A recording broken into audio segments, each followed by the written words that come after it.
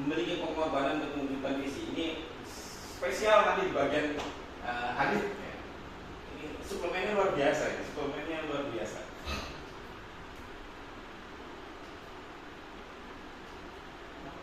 Bagaimana dengan umat Islam? Umat Islam, kalau bicara umat Islam, adakah visinya? Nah, kalau kita tanya umat Islam sekarang, saya nggak yakin punya visi umat Islam. Saya nggak yakin umat Islam. Secara orang per orang mungkin ada yang punya visi, tapi secara umum umat Islam nggak punya visi. Kalau ditanya mau seperti apa umat Islam yang akan datang, kita nanya di jalanan, ketemu, jangankan orang di jalanan. Kalau kita ketemu di masjid, tanyakan ketua DKM aja kita tanya. Saat ini visi umat Islam tahun 2040 gimana gitu? Nggak kebanyakan. Ya udahlah, sudahlah yang penting sholatnya rajin gitu. Kita nggak punya visi, umat Islam tidak punya visi, nggak punya sama sekali visi. Bagaimana dengan umat Islam? Umat Islam tidak punya visi. Bahkan yang terjadi saat ini, apakah sudah memiliki kekuatan visi? Ya belum. Bahkan saat ini kondisi umat Islam ya begini. Problem di mana-mana. Saya nggak perlu sebut satu-satu problemnya, kebanyakan problemnya. Kenapa kemudian saya lebih menyoroti kenapa kita banyak problem saat ini? Kenapa umat Islam menghadapi problem saat ini? Kenapa? Karena kita memang nggak punya visi dulunya. Kalau kita dulu punya visi, kalau umat Islam dulu beberapa tahun yang lalu, 10 atau 20 tahun yang lalu, misalkan atau 30 tahun, 50 tahun yang lalu, umat Islam secara keseluruhan punya visi, kondisi nggak akan begini. Masalahnya dari dulu umat Islam itu nggak punya visi. Secara keseluruhan ya. Kelompok per kelompok mungkin punya visi, tapi secara keseluruhan umat Islam nggak punya visi. Bahkan kalau kita tanya di gambaran tentang umat Islam itu harus bagaimana, nggak punya gambaran. Umat Islam secara keseluruhan nggak punya gambaran. Akhirnya apa? Ketika dia tidak umat Islam nggak punya visi, jadi terombang-ambing kemanapun. Ada yang visinya jadi sekuler, ada yang visinya jadi ateis, sosialis, macam-macam visinya jadi berbeda-beda. Karena dia nggak punya visi. Jadi ketika orang nggak punya visi, ya dia akan ngambil jalan apapun yang dia temui di depannya tanpa tahu apakah itu akan mengarah pada visinya atau tidak. Dia nggak punya visi, gimana kemudian tahu jalan apa yang harus diambil. Jadi akhirnya kita semuanya menjadi tidak. Dan kalau kita lihat pendidikan aja kan nggak jelas pendidikan. Sistem pendidikan kita nggak jelas. Ini problem yang dihadapi umat Islam saat ini. Nah, umat Islam agar tidak mengalami seperti tadi, maka memerlukan sebuah kekuatan visi. Harus punya visi yang jelas. Sekali lagi visi itu bukan sekedar kata-kata, tapi visi itu harus tergambar jelas di kepala. Jadi misalkan begini, visinya adalah, misalkan sebagian umat Islam mengatakan visinya adalah kembali kepada Al-Quran dan As-Sunnah misalkan. Ketika ditanya bagaimana bentuknya kembali kepada Al-Quran dan As-Sunnah itu seperti apa? Bagaimana gambaran clear-nya, jelasnya? Apalagi kalau sudah bicara tentang kembali Al-Quran dan Sunnah dan diadu dengan sistem yang ada, kondisi yang ada sekarang. Bagaimana misalkan ketika bicara tentang kembali Al-Quran dan Sunnah, berapa waktu yang lalu tanggal 17 lagi menulis tentang itu.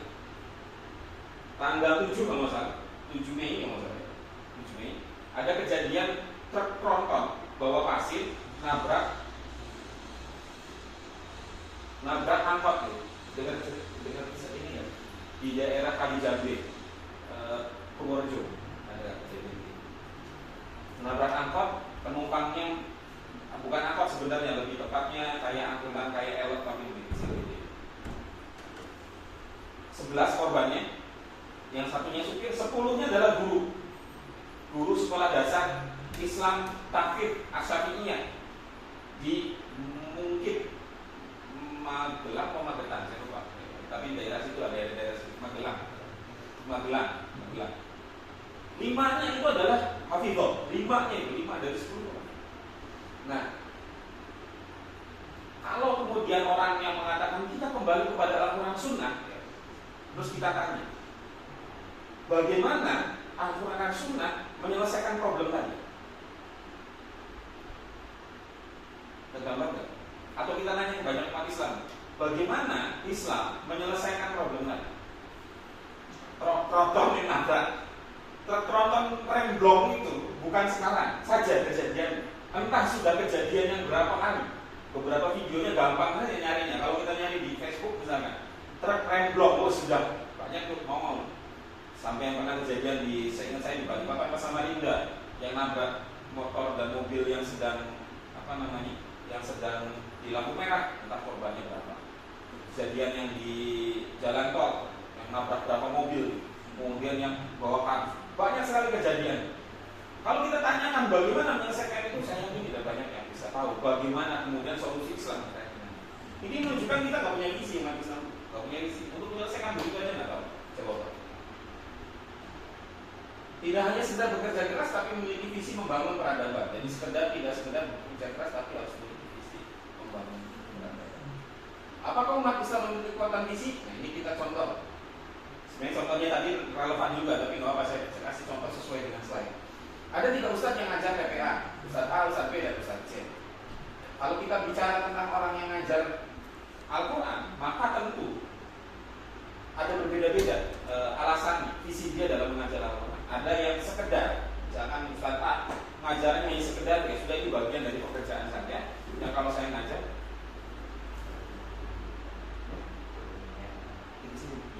pesan kenceng tidak?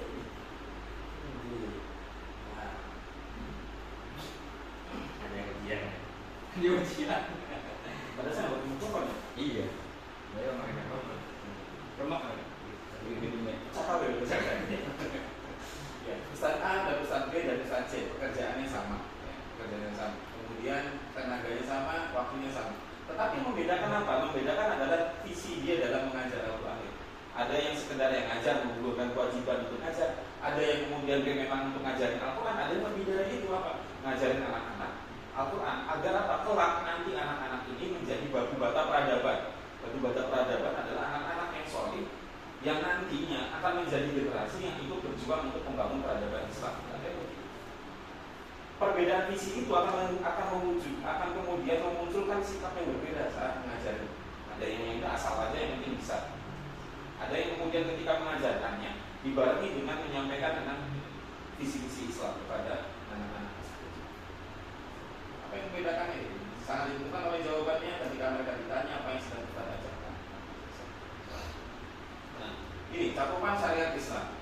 Ada dimensi pertama. Dimensi pertama, selama ini kita paling tahu Islam itu ya ngurusin hanya sekedar di 2 dimensi. Paling kita tahu dimensi manusia yang ngurusi akidah, ibadah makhluk, sholat, zakat, puasa, haji, tambah munakahat, tambah ngurus jenazah. Habis itu sudah selesai, nambah tahlilan, kemudian makabanan mau dinagi, tambahnya gitulah.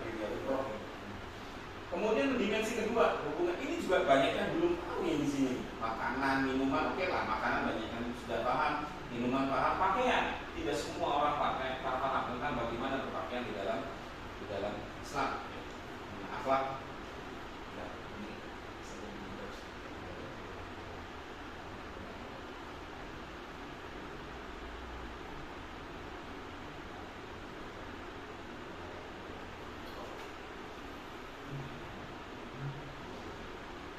Tapi ada satu dimensi Islam yang kemudian jarang sekali diketahui oleh umat Islam, yaitu yang ketiga, itu hubungan manusia dengan manusia lain. Saya nggak perlu sebut satu-satu karena kan sangat panjang sekali. Salah satu yang kemudian misalkan pidana, sistem pidana Islam. Dalam surah Al-Baqarah 183, Allah SWT berfirman, kutiba alaikumus ya ayyuhalladzina amanu kutiba alaikumusiyam kama kutiba alal ladzina min qablikum la'allakum tattaqun. 183 itu ayatnya kaitannya dengan ibadah, dengan shaum. Kalimatnya ya ayyuhalladzina amanu kutiba alaikumusiyam, diwajibkan pada kalian untuk berpuasa. 5 ayat sebelumnya Al-Baqarah 178 itu mirip kalimatnya ya ayyuhalladzina amanu kutiba alaikumul qisas, tetapi orang tidak banyak yang tahu tentang ayat itu. Baca tapi ya sudah cuma sekedar baca saja. Ketika baca tentang asari puasa waktu faktor di rumah itu baca, tapi ya sudah sekedar baca. Atau misalkan tentang ekonomi Islam, dikaitkan al-akhirah 7, dikaitkan yakuna dulatan benar artinya ini itu. Ya sudah sekedar baca saja, nggak pernah tahu isinya itu apa. Bahwa dalam surah al-akhirah 7 itu adalah prinsip ekonomi yang luar biasa. Bahwa agar harta itu tidak hanya berkeliling atau terkumpul di antara orang-orang kaya saja. Itu kan prinsip dari sebuah sistem ekonomi yang luar biasa. Larangan monopoli, larangan kemudian menimbun, larangan menguasai aset-aset publik dan sebagainya. Pendidikan jelas lebih banyak lagi, politik luar negeri juga banyak dan sebagainya. Ada dimensi yang ketiga ini yang kemudian sering terlupa oleh kaum muslimin misalnya.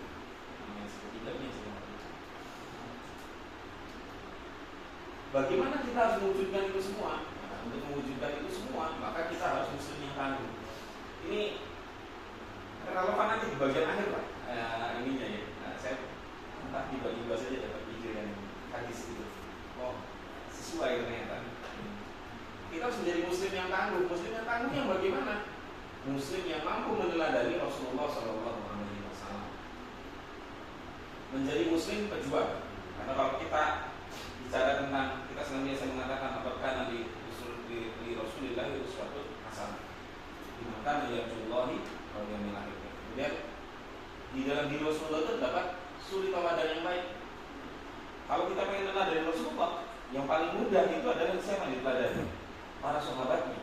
Para sahabat itu kan pekerjaannya beda-beda tuh. Kalau Rasulullah cuma satu pekerjaannya, ya berdakwah pekerjaannya. Yang lainnya nggak ada pekerjaan lain Rasulullah setelah itu. Dagang juga ya sekedarnya, gitu. Sekedarnya udah nggak mikir gitu. Kalau kita bicara Rasulullah dakwah di Mekah, itu hartanya istri beliau, yaitu Khadijah, itu habis. Karena udah nggak sempat lagi untuk jualan, udah nggak sempat untuk dagang. Nah, yang kayak gitu dari sini itu. Nama dari yang Oh iya, saya kaya, saya kaya. masih sama.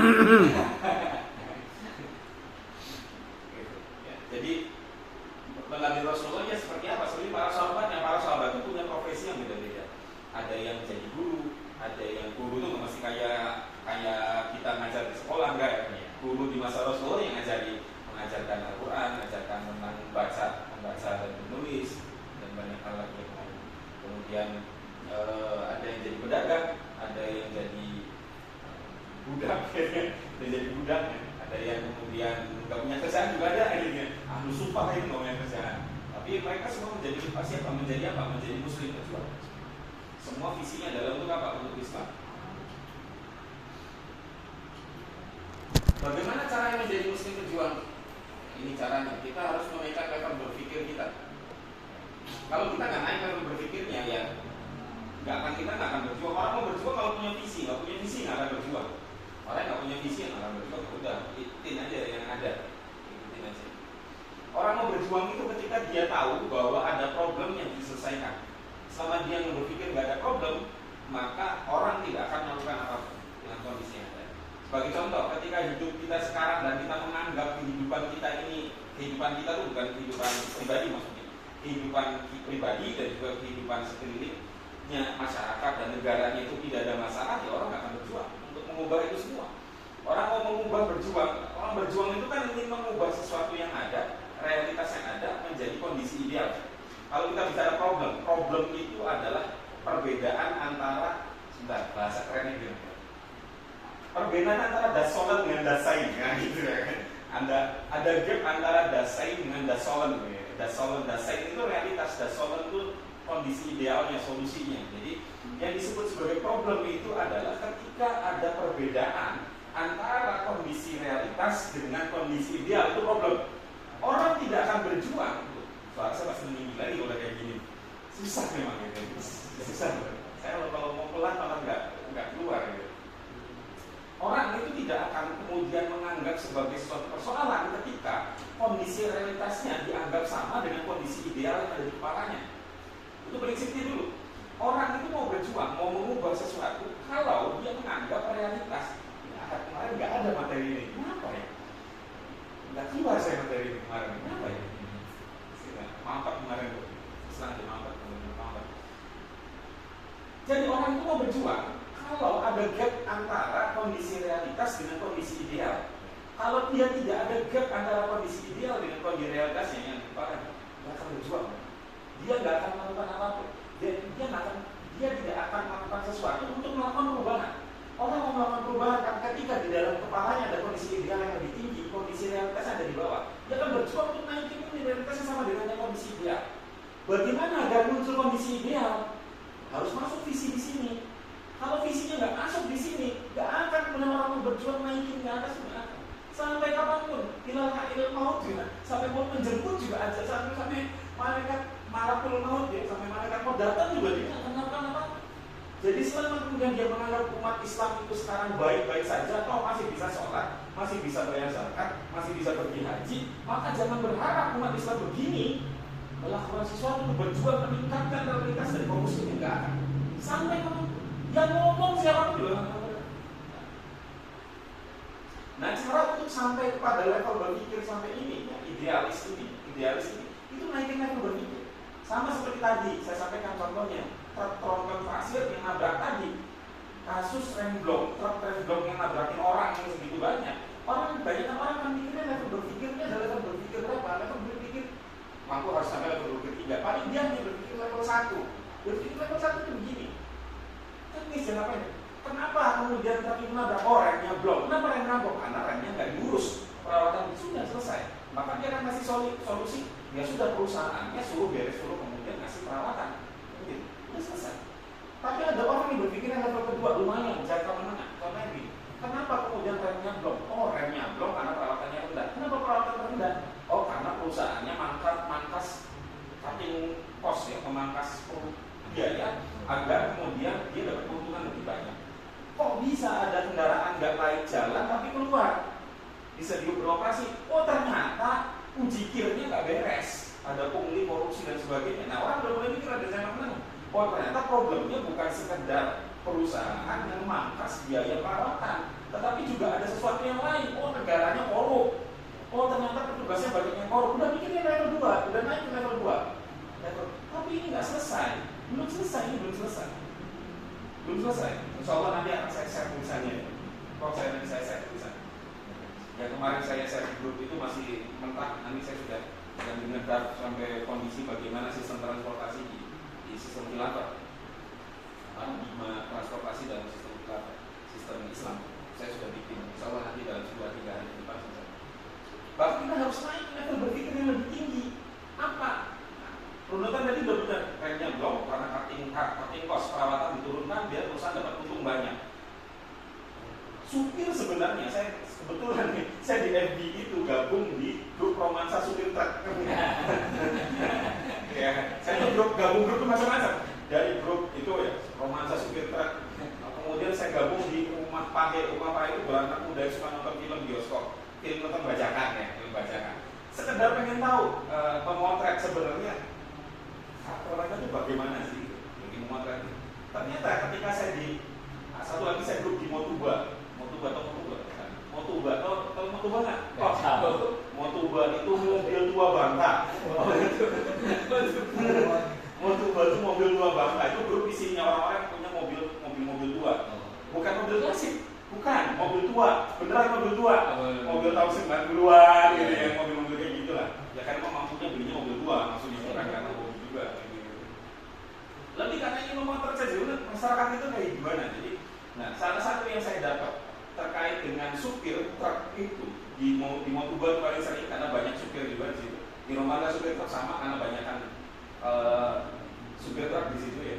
Kalau yang di Motuba supir biasa, kalau di Romansa supir truk. Yang seru, Motuba ini sering ngetrol supir truk. Ngetrol maksudnya ngeledekin supir truk. Kalau sudah habis kecelakaan, jadi kalau komentar pasti supir truk bakal bilang begini kan. Saya mau orang kecil, jangan dihukum gitu. Gitu ya. Supir truknya biasanya membela. Tapi ada satu kesamaan bahwa ada satu kondisi saat ini di mana supir truk yang senior yang sudah berpengalaman itu ditekan oleh pihak perusahaan untuk mengikuti keinginan dari pihak perusahaan. Supir truk yang senior itu tahu bahwa mobilnya itu udah nggak lanjut jalan, tapi dipaksa untuk jalan.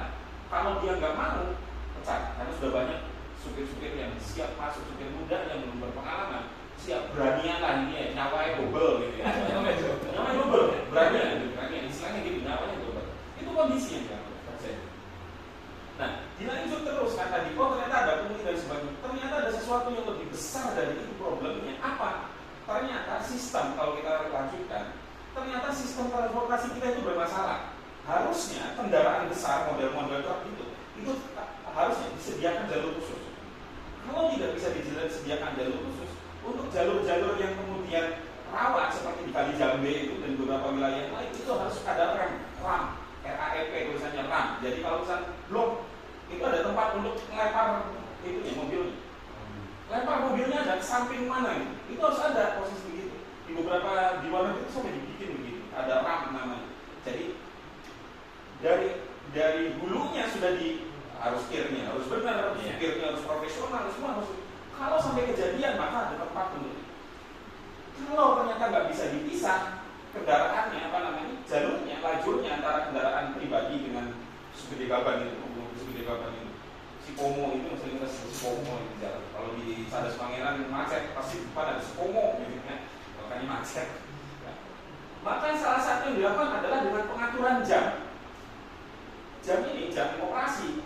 Ketika ramai antara jam sekian dan sekian, maka kendaraan besar itu nggak boleh masuk. Harus begitu. Ini menunjukkan negara kita ini bermasalah dari sisi apa? Dari sisi riayah, pengurusan umat. Bagi mereka yang namanya kemudian, yes, biarin aja lah, terserah. Tidak ada kemudian dalam transportasi itu perlindungan kepada nyawa. Dianggap ya sudah itu statistiknya kok. Selesai 7 tanggal tragedi tanggal 7 itu, tanggal 7 itu, bentar lagi sudah lupa kok. Orang Indonesia itu lupa, mana kan ramai sampai di FB itu ramai.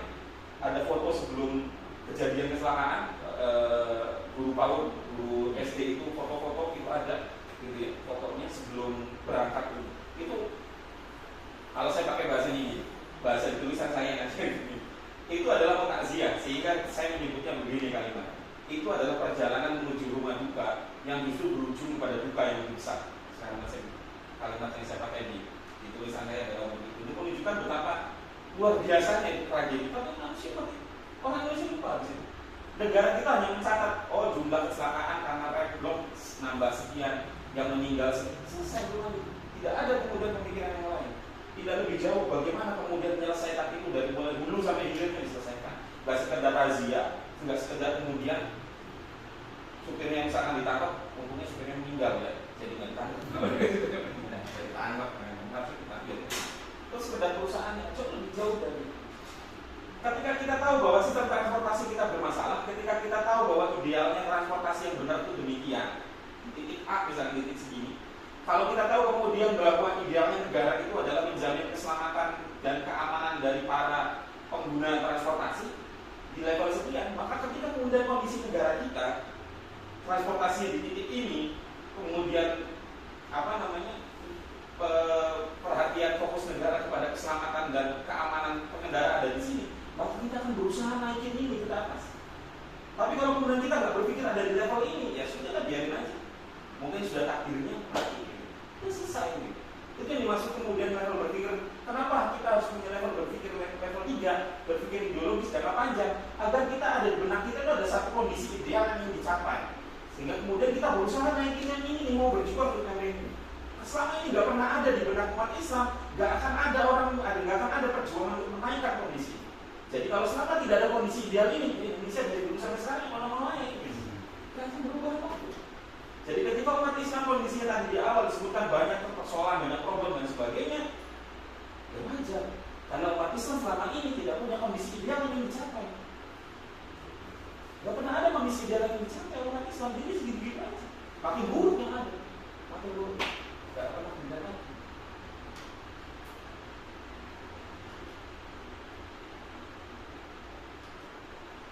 Ya, nggak mau kan? Nah, bagaimana saya switch saja lagi, jelasin ya buat. Saya contohnya lebih real aja nanti ya, yang tronton itu lebih ruwet. Ini insya Allah kalau misalkan mau diskusi nanti boleh, tapi di sesi khusus, kena asap dan sebagainya itu ada teknik-tekniknya sendiri untuk ya nanti ada yang bahas secara khusus. Dari mulai teknik, strategis, ideologis, banjir dan sebagainya juga ada. Ini akan makan waktu yang luar biasa. Saya ambil contoh yang ringan, sederhana, yang relate banget dengan kehidupan kita ya.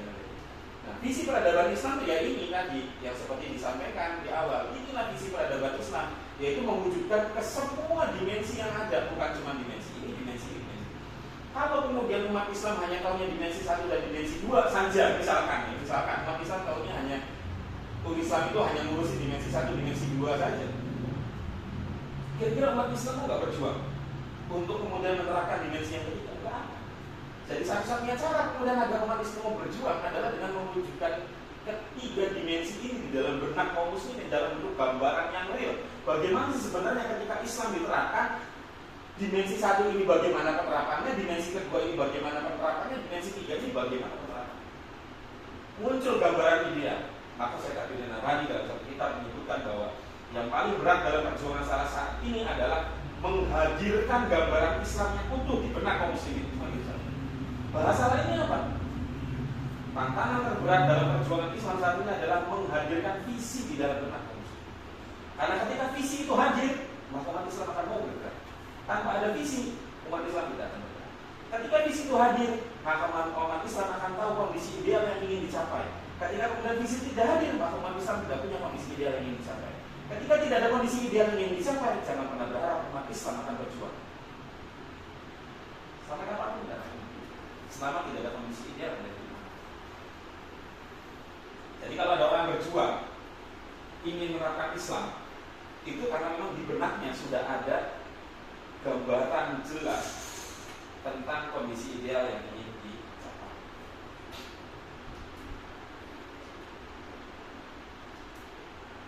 Bagaimana caranya menjadi muslim level 3? Memulainya yang kondisi fondasi yang kuat, sehingga di atasnya dapat pendidikan bangunan yang besar dan kokoh. Fondasinya adalah akidah tentunya. Fondasinya adalah akidah. Nanti akan dibahas di seri berikutnya. Nah ini adalah saya ingin menyampaikan bahwa apa yang diomongin tadi itu bukan omong kosong dan tidak punya sandaran dalilnya. Saya bukan sesuatu